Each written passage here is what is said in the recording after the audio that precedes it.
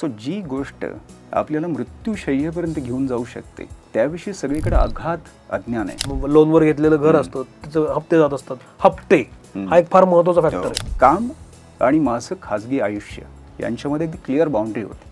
आता कनेक्टिव्हिटीनी ती बाउंड्री पुसून टाकली. पण हे मला आवडतं म्हणून होतं.